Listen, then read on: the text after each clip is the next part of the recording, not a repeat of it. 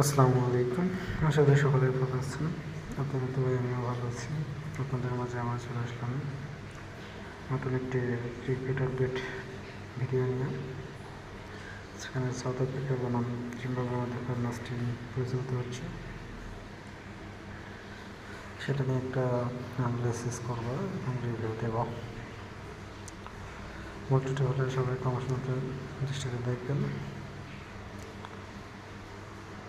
এখানে ফার্স্ট ইনিংসে সাউথ আফ্রিকায় ব্যাটিং করে ফার্স্ট উইকেটে 626 রান ওঠে এবং জিম্বাবুয়েকে ব্যাটিংয়ে পাঠে আন্তর্জানি। জিম্বাবুয়ে 170 রানে উইকেট হয়ে যায় এবং ফলানোর পরে এবং জিম্বাবুয়ে সেকেন্ড ইনিংসে ব্যাটিং করে 51 রানে 1 উইকেট হয়।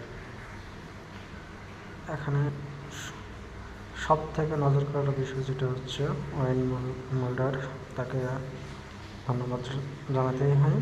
সে বাংলাকে রেসপেক্ট করে,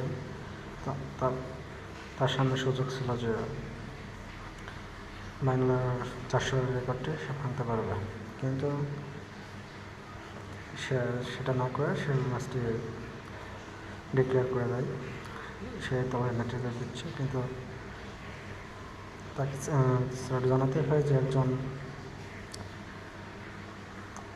সিনিয়র প্লেয়ার ওয়েস্ট ইন্ডিজের বাংলারা সাবেক প্লেয়ার, যিনি 400 রানেরটি তার দখলে রেখেছে এবং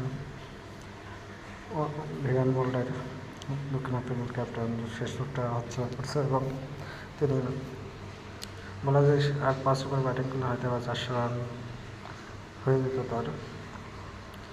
সেক্ষেত্রে তিনি এই সুযোগটা হাতছাড়া করছে এবং বাংলাকে এক্সপেক্ট করে সে সুযোগটা কাজে লাগাই বলা যায়। সো এখানে টোটাল রান করেছে 626 রান, যেখানে ভিয়ান মোল্ডার তিনি একাই করে 367 রান।